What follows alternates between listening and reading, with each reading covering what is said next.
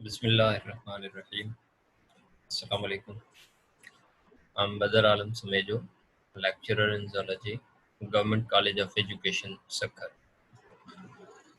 हमारा लेक्चर की सीरीज में टॉपिक चल रहा है human digestive system. Human digestive system के हवाले से हमने प्रीवियस लेक्चर्स में 3 लेक्चर कवर किए हैं, जिनके दौरान हम ओरल कैविटी से लेकर स्टमक तक डाइजेस्टिव सिस्टम को डिस्कस कर चुके हैं। आगे का जो हमारा आज का टॉपिक है वो लेक्चर नंबर 4, और हम इस लेक्चर नंबर 4 में डिस्कस करेंगे स्मॉल इंटेस्टाइन और लार्ज इंटेस्टाइन को। तो इस डिटेल में जाने से पहले थोड़ा सा मैं इसका ओवरव्यू यहाँ पर जिक्र कर लूँ कि असल में जब फूड स्टमक से इंटेस्टाइन की तरफ आता है तो वो स्टमक में इतना डाइजेस्ट हो चुका होता है कि अब ये फूड एक बिल्कुल लिक्विड पेस्ट की तरह शक्ल अख्तियार कर लेता है। तो इस लिक्विड पेस्ट की तरह जो फूड होता है, इसे हम नाम देते हैं काइम का, CHYME, काइम। अब ये काइम आहिस्ता आहिस्ता जब स्मॉल इंटेस्टाइन में पहुंचता है तो स्टमक से स्मॉल इंटेस्टाइन का जो पहला पार्ट है वो है ड्यूडिनम। तो ड्यूडिनम में कौन सी डाइजेशन होती है, किस तरह से डाइजेशन होती है, और वहाँ पर जो एंजाइम्स हैं वो कहाँ से आते हैं, तो ये बात जहन में रख लें कि ड्यूडिनम में जो डाइजेशन हो रही है वो डाइजेशन सारी की सारी इम्पोर्टेड एंजाइम्स के ज़रिए से होती है। यानी ये वो एंजाइम्स होते हैं जो पेनक्रियाज सीक्रेट करता है पेनक्रियाटिक जूस के साथ। वो पेनक्रियाटिक जूस पेनक्रियाटिक डक्ट के ज़रिए से आकर पहुंचते हैं किधर, स्मॉल इंटेस्टाइन के ड्यूडिनम में, और ड्यूडिनम में वो एंजाइम इस फूड को मज़ीद डाइजेस्ट करते हैं जो कि स्टमक से आता है। इस डाइजेशन में एक और भी जूस है, एक और भी सीक्रेशन है हमारी बॉडी की जो कि रोल प्ले करती है। वो सीक्रेशन है लिवर की, जो कि लिवर अपनी सीक्रेशन बना के स्टोर करवाता है गाल ब्लेडर में, और gall bladder under the influence of hormones release करता है उस सीक्रेशन को स्मॉल इंटेस्टाइन में, और इस सीक्रेशन को हम क्या नाम देते हैं, बाइल का नाम देते हैं। तो bile from the liver and pancreatic juices from the pancreas, इन दोनों की मदद से फूड जो है वो डाइजेस्ट होता है स्मॉल इंटेस्टाइन के पहले पार्ट ड्यूडिनम में।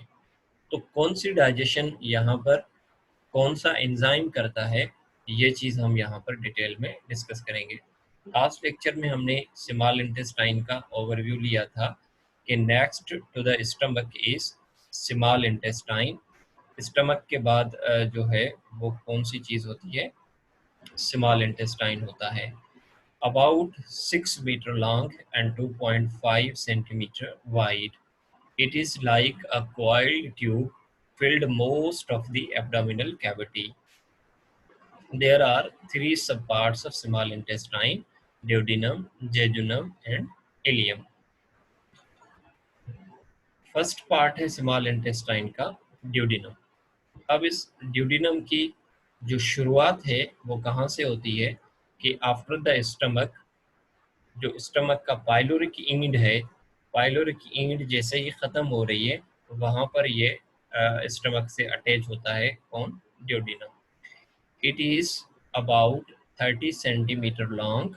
ये इतना बड़ा नहीं होता, ये सेंटीमीटर्स में जो इसकी लंबाई है वो 30 सेंटीमीटर है। Runs parallel to the stomach, यानी ये स्टमक के बिल्कुल, ये स्टमक है तो स्टमक के ये बिल्कुल नीचे से यूं चलता है, रखा हुआ होता है हमारी एब्डोमिनल कैविटी में। It receives a common bile duct and pancreatic duct opening by common opening. अब इस ड्यूडिनम में 2 बाहर से डक्ट आते हैं, एक गाल ब्लेडर की तरफ से और एक पेनक्रियास की तरफ से। जो गाल ब्लेडर की तरफ से डक्ट आती है वो बाइल लेकर आती है, और इस डक्ट को हम क्या कहते हैं, बाइल डक्ट का नाम देते हैं। और जो पेनक्रियास से आती है वो पेनक्रियाटिक जूस लेकर आती है, उसे हम क्या कहते हैं, पेनक्रियाटिक डक्ट का नाम देते हैं। ये दोनों डक्ट स्मॉल इंटेस्टाइन में एक ही जगह पर आकर खुलती हैं, तो कॉमन ओपनिंग के जरिए से ये ड्यूटीनम में ओपन होती है। Food from the stomach comes in duodenum is called as what? Chyme. Food meets bile from the liver and pancreatic juice from the pancreas. Stomach से फूड ड्यूडिनम में आया, ड्यूडिनम में ये फूड आके मिक्स होता है किसके साथ? एक बाइल के साथ और दूसरा पेनक्रियाटिक जूस के साथ। अब यहाँ पर जो ड्यूडिनम में डाइजेशन होती है, उस डाइजेशन में असल में दो मुख्तलिफ ग्लैंड्स का रोल है। एक ग्लैंड है उसमें पेनक्रियास और दूसरा ग्लैंड है यहाँ पर लिवर। इसलिए हम इन दोनों ग्लैंड्स का जिक्र यहाँ पर पढ़ेंगे। तो इसलिए मैंने यहाँ पर सब टॉपिक बनाया है role of liver in digestion.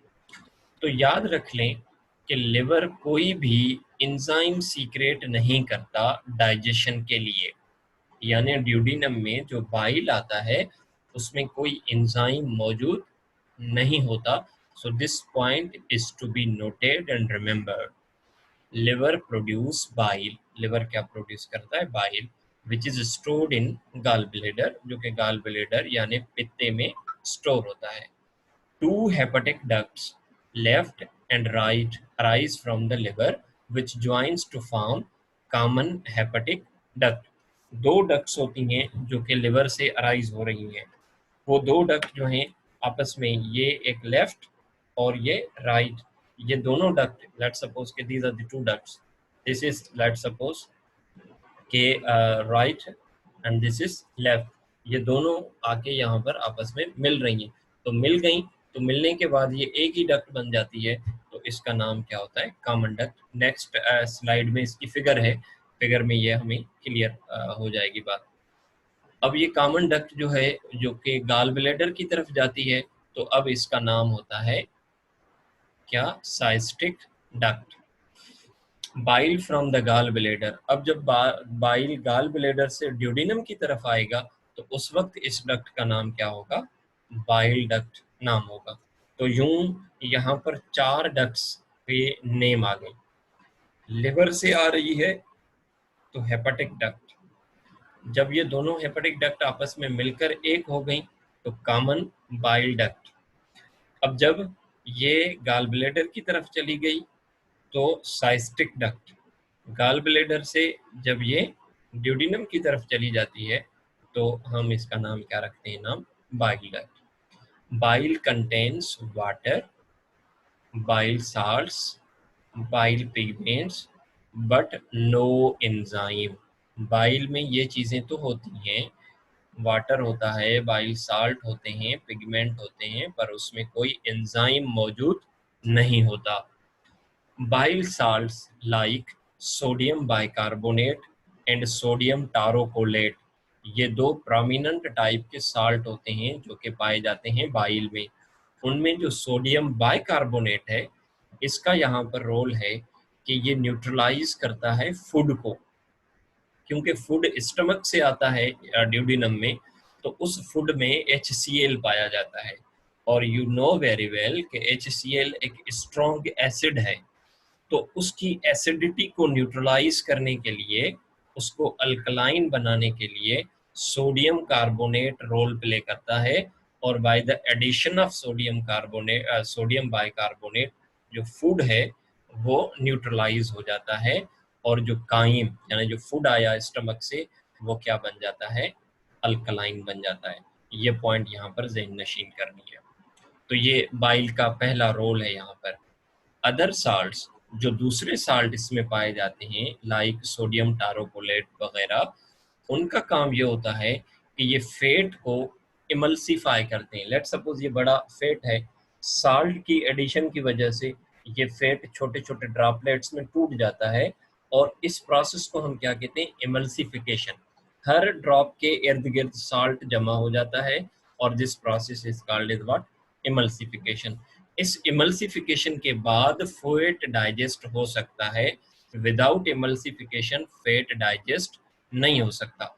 यूं लिवर का डाइजेशन में 2 रोल हैं।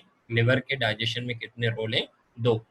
कि लिवर जो बाइल बना रहा है उसके साल्ट फूड को न्यूट्रलाइज कर रहे हैं, और उसके अलावा ये साल्ट फैट को इमल्सिफाई करते हैं, यानी छोटे छोटे पार्टिकल्स में उनको तोड़ते हैं ताकि ये फैट डाइजेस्ट हो सके। विदाउट इमल्सिफिकेशन फैट को लाइपेज एंजाइम डाइजेस्ट नहीं कर पाएगा। अब यहाँ पर इस फिगर में आप देख सकते हैं कि दिस इज द लिवर, ये पूरा लिवर है। लिवर की एक लोब से, राइट लोब से ये डक्ट अराइज हो रही है। This duct is called what? Right hepatic duct. और जो लेफ्ट लोब से अराइज हो रही है उसका नाम क्या है? Left hepatic duct. ये दोनों डक्ट्स यहाँ पर मिल रही हैं, तो मिल गई तो अब इनका नाम क्या है? Common bile duct. अब ये बाइल डक्ट यहाँ पर से जा रही है किधर? गाल ब्लेडर की तरफ। तो जब ये गाल ब्लेडर की तरफ जा रही है तो इसका नाम क्या है? साइस्टिक डक्ट। अब ये साइस्टिक जब गाल ब्लेडर स्क्विज होगा तो ये बाइल जो है वो जाएगा किधर? ड्यूडिनम में। तो ड्यूडिनम की तरफ लेकर आने वाली डक्ट यहाँ से लेकर, ये यहाँ से लेकर यहाँ तक जो इसका नाम है, क्या नाम है? Common bile duct. This is another gland known as pancreas. तो स्टमक के नीचे यूं ड्यूडिनम मौजूद है, और स्टमक के इस लोब में, यूं स्टमक का ये लोब बनता है ना, तो इसमें क्या मौजूद है? नीचे से पेनक्रियास मौजूद है, और राइट साइड में क्या चीज मौजूद है? हमारा लिवर मौजूद है। तो पेनक्रियास में से ये डक्ट्स अराइज हो रही हैं जो कि सारी यूनाइट होके एक डक्ट बना रही हैं, जिसका नाम क्या है? Pancreatic duct. पेनक्रियाटिक डक्ट का काम क्या है कि ये पेनक्रियाटिक जूस ड्यूडिनम में लाएंगी, और कॉमन बाइल डक्ट का काम क्या है कि वो बाइल ड्यूडिनम की तरफ लाती हैं। रोल ऑफ पेनक्रियाज, यहाँ पेनक्रियाज के रोल को भी हम देख लेते हैं। Pancreatic juice is secreted by pancreas. Pancreas जो है वो पेनक्रियाटिक जूस सीक्रेट करता है under the stimulation of hormone secretin. किस हार्मोन की स्टिमुलेशन मिलती है इसको? उस हार्मोन का नाम है सीक्रेटिन और कोलेसिस्टोकाइनिन। 2 हार्मोन है, cholecystokinin. Secretin produced by duodenum. याद रखना है, सीक्रेटिन हार्मोन है, कौन प्रोड्यूस करता है? Duodenum. Under the influence of HCl। Food जो स्टमक से आएगा ड्यूडिनम में तो उसमें HCl होता है। उस HCl के रिस्पॉन्स में ड्यूडिनम क्या सीक्रेट करता है?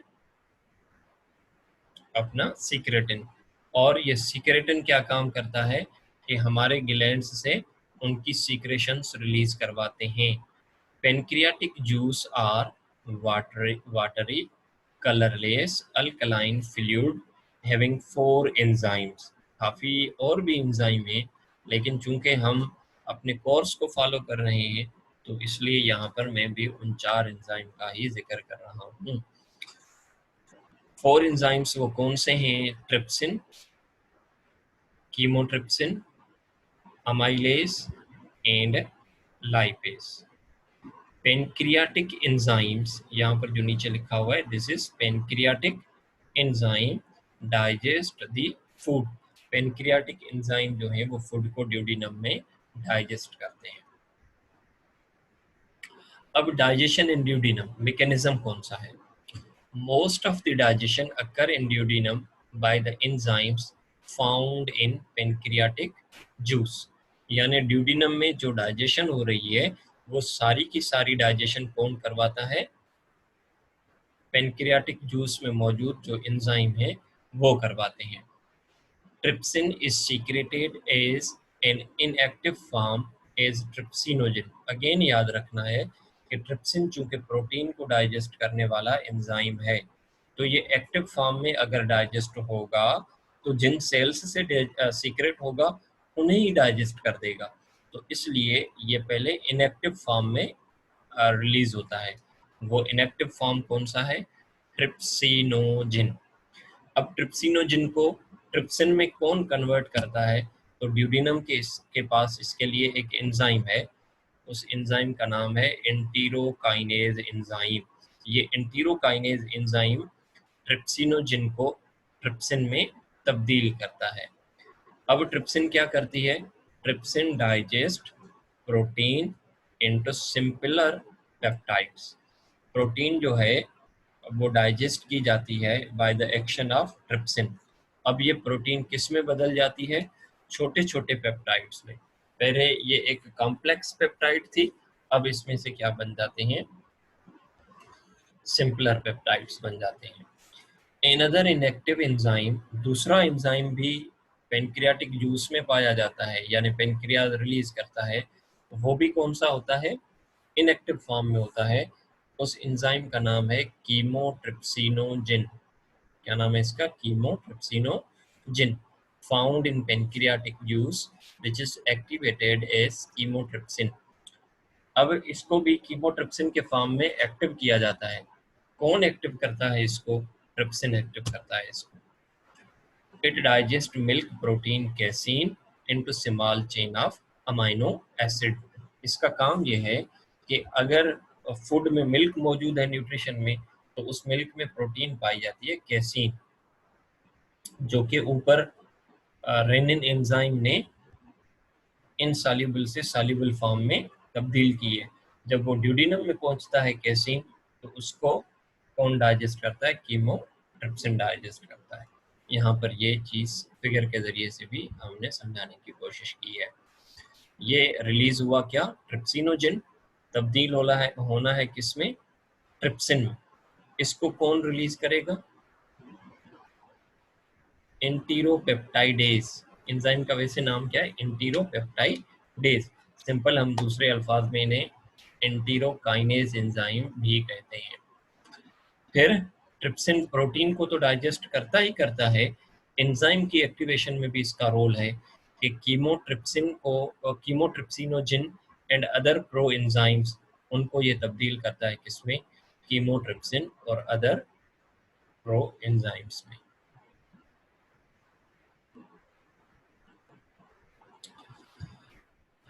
तो ड्यूडिनम में क्या हुआ उसकी summary. Trypsin digest protein into simple peptides. Chymotrypsin digest milk protein casein into short amino acids. दूसरा एंजाइम जो पेनक्रियाटिक जूस में पाया जाता है वो है अमाइलेज। कौन सा एंजाइम है? अमाइलेज। ये क्या करता है? डाइजेस्ट करता है स्टार्च को और ग्लाइकोजन को। किसमें? माल्टोज में। अमाइलेज एंजाइम है, स्टार्च पॉलीसेकेराइड है, ग्लाइकोजन भी पॉलीसेकेराइड है। ये दोनों अमाइलेज एंजाइम के जरिए से डाइसेकेराइड माल्टोज में तब्दील किए जाते हैं। लाइपेज एक एंजाइम है, इसका काम क्या है कि जो इमल्सिफाइड फैट है, यानी ड्यूडिनम में जो साल्ट की मदद से फैट इमल्सिफाई हुई है, उसको ये डाइजेस्ट करते हैं। किसमें? उनके मोनोमर्स में, fatty acid and glycerol. Digestion of fat completes in duodenum. ये बात ज़हन नशीन करनी है कि फैट की डाइजेशन ड्यूडिनम में ख़त्म हो जाती है। Next part of small intestine is jejunum. Small intestine का दूसरा पार्ट क्या है? Jejunum. Duodenum passes into the jejunum. Size about 2.4 meters long. Longest part of in the intestine. Intestine का सबसे बड़ा पार्ट जो है वो जेजुनम है। Digestion of food completes in jejunum. जो फूड की डाइजेशन है वो जेजुनम में कंप्लीट होती है। Many enzymes complete digestion of food in jejunum। काफ़ी सारे एंजाइम हैं जो कि फूड की डाइजेशन को जेजुनम में कंप्लीट करते हैं। तो उन एंजाइम की हमने एक टेबल बनाई है जो कि जेजुनम में पाए जाते हैं। और याद रखना है कि जेजुनम में पाए जाने वाले एंजाइम इंटेस्टाइन खुद सीक्रेट करते हैं, तो वो इंटेस्टाइनल जूसेस में पाए जाते हैं। कहाँ पाए जाते हैं? इंटेस्टाइनल जूसेस में पाए जाते हैं। कौन से वो एंजाइम है?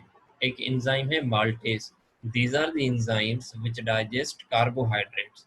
जो कार्बोहाइड्रेट डाइसेकेराइड में बदल चुके हैं, अब उन्हें मोनोसेकेराइड में तब्दील करना है।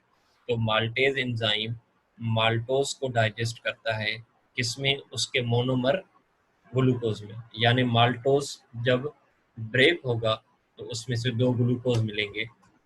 सक्रेज एंजाइम है, सक्रेज एंजाइम डाइजेस्ट करता है किसको? सक्रोज को। जब सक्रोज डाइजेस्ट होगा तो उसमें से एक मोनोमर ग्लूकोज और दूसरा मोनोमर फ्रक्टोज मिलता है। यूं लैक्टेज एंजाइम है, ये किसको डाइजेस्ट करता है? लैक्टोज को। इसमें से कौन से 2 मोनोसेकेराइड मिलेंगे? एक ग्लूकोज और दूसरा गैलेक्टोज। यूं सारे कार्बोहाइड्रेट जो हैं वो तब्दील हो गए किसमें? अपने मोनोसेकेराइड्स में। नेक्स्ट एंजाइम है पेप्टाइडेज। लफ्ज से जाहिर है कि ये पेप्टाइड बॉन्ड को ब्रेक करता है। तो ये किसको?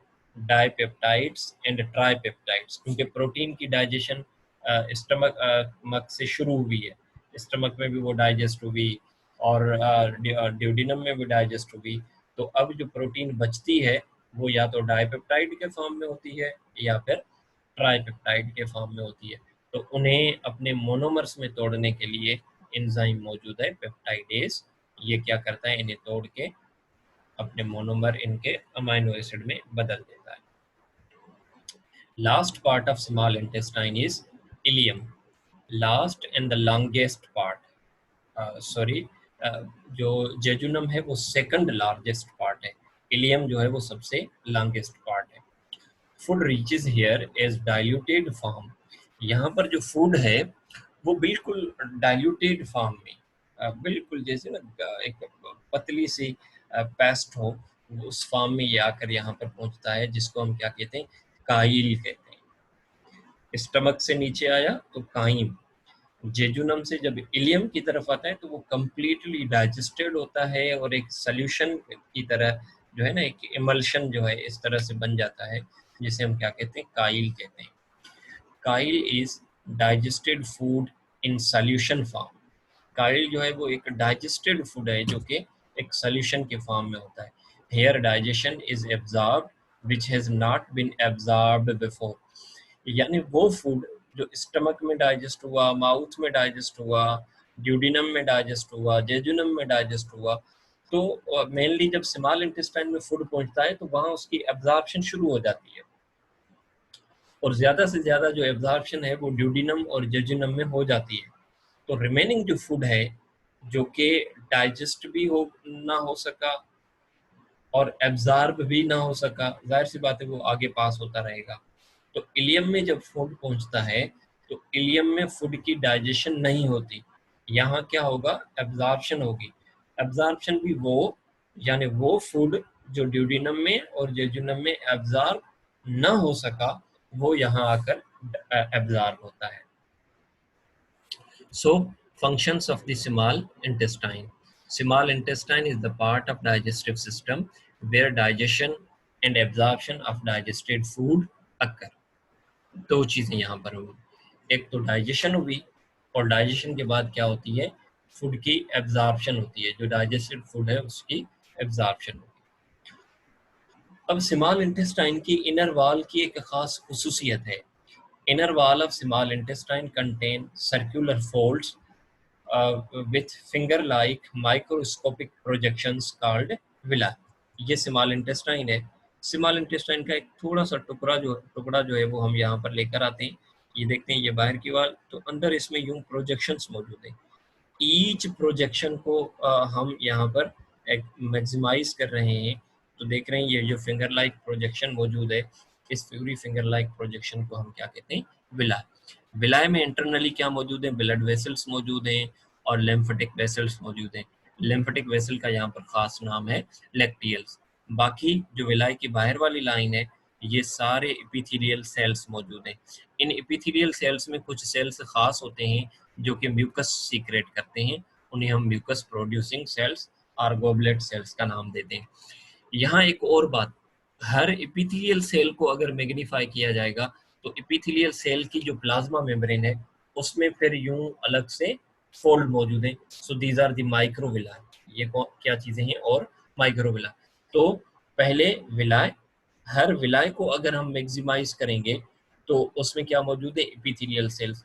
एक एपिथेलियल सेल्स को मैक्सिमाइज करेंगे तो उसमें फिर माइक्रोविलाय। तो विलाय और माइक्रोविलाय का काम ये है कि इनकी वजह से यूं फोल्ड्स ज्यादा बनते हैं, तो इन फोल्ड्स की वजह से सरफेस एरिया इंटरनल इंटेस्टाइन का बढ़ जाता है, जो कि फूड को ज्यादा से ज्यादा एब्जॉर्ब करने में मदद करेगा। Villi valves are internally supplied with blood capillaries and lymph vessels called lacteals. Valves on small intestine contain smooth muscles which are able to contract and relax. Small intestine की वाल में smooth muscles होते हैं जो कि contract और relax हो सकते हैं। Hence they bring villi, और उनकी मदद से जो villi हैं वो फूड की तरफ आ जाते हैं और फूड से फिर दूर भी होते हैं। तो इसलिए जो एब्जॉर्प्शन है वो ज़्यादा से ज़्यादा होती है, बिकॉज विलाई का जो कॉन्टेक्ट है वो फूड से ज़्यादा होता है। Villi increase surface area for absorption, ये विलाई की सिग्निफिकेंस है। Villi are lined with epithelial cells having microvilli on their free surface.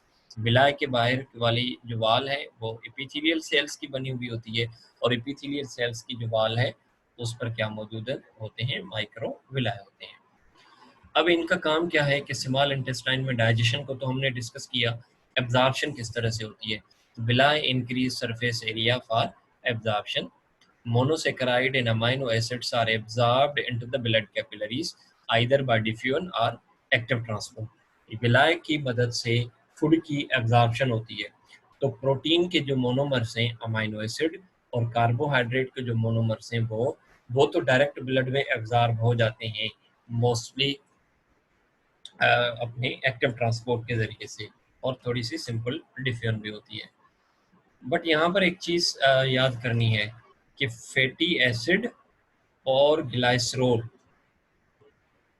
enter the epithelial cells via of uh, but fatty acid and glycerol enter the epithelial cells of villi।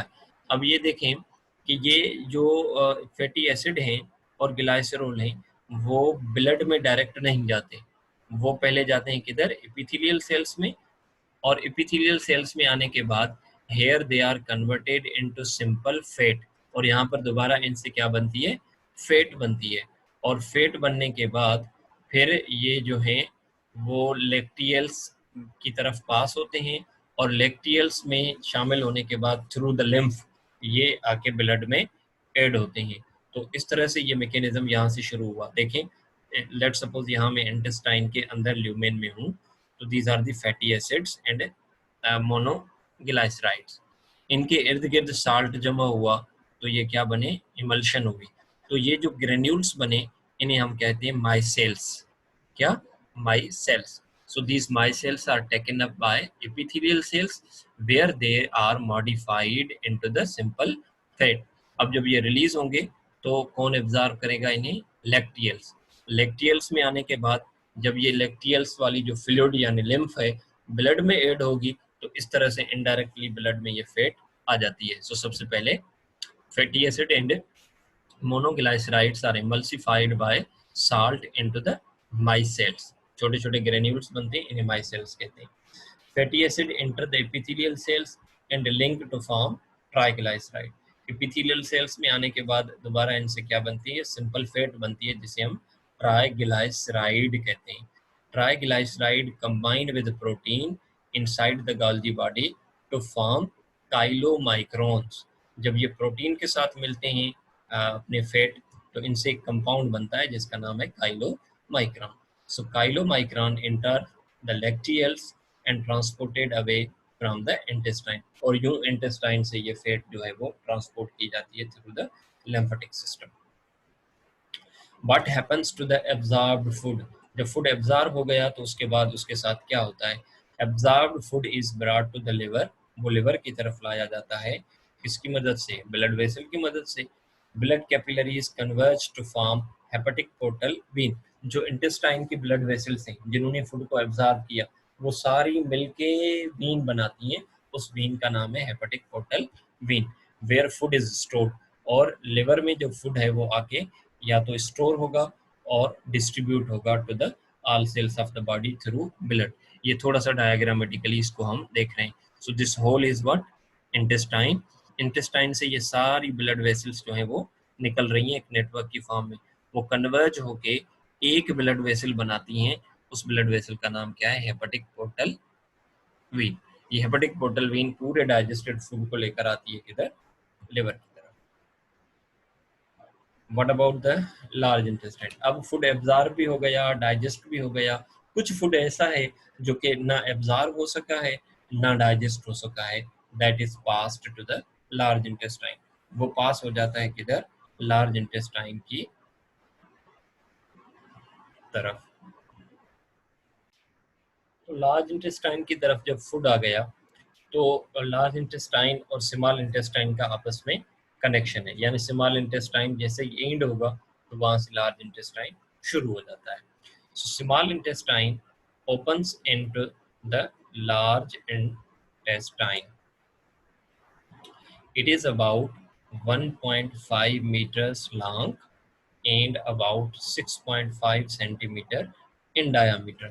So large intestine, large जो है वो length की वजह से नहीं है बल्कि width की वजह से है, इसकी width जो है वो बड़ी होती है। It is divided into 3 subparts: cecum, colon and rectum. Large intestine के 3 बड़े पार्ट हैं। सो दिस ये जो अंदर रखा हुआ है सारा, ये सारा क्या है, स्मॉल इंटेस्टाइन। यहाँ से ये कनेक्ट हो रहा है किसके साथ, लार्ज इंटेस्टाइन के साथ। सो लार्ज इंटेस्टाइन का पहला पार्ट है caecum. Caecum is placed in the lower right side of the abdominal cavity. Caecum जो है वो एब्डोमिन की नीचे वाली राइट साइड में रखा हुआ होता है, और ये लार्ज इंटेस्टाइन का बिल्कुल छोटा सा पार्ट है। यहाँ पर ये स्मॉल इंटेस्टाइन जैसे ही अटैच हुआ तो ये बिल्कुल एक छोटा सा जो पार्ट है, ये इसे हम क्या नाम देते हैं, सीकम का नाम देते हैं। इट गिव्स अ, इस सीकम में से एक फिंगर लाइक जो नीचे प्रोजेक्शन निकली हुई होती है, ये वाली, इस प्रोजेक्शन को हम क्या कहते हैं,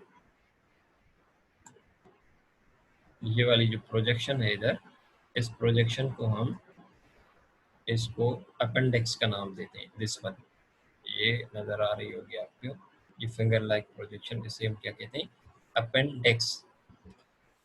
it is a vestigial organ in human. Human में ये वेस्टिजियल ऑर्गन है, यानी इसका कोई फंक्शन नहीं होता। बट हर्बीवोर्स, लेकिन जो दूसरे प्लांट ईटर ऑर्गेनिजम्स होते हैं उनमें इस अपेंडिक्स में सिम्बायोटिक बैक्टीरिया रहते हैं जो कि फूड में मौजूद सेल्यूलोज को डाइजेस्ट करने में मदद करते हैं। क्योंकि हमारे अंदर ये बैक्टीरिया नहीं होते तो यही वजह है हम सेल्यूलोज को डाइजेस्ट नहीं कर सकते, बिकॉज हमारे एलिमेंट्री कैनाल में सेल्यूलेज एंजाइम नहीं है।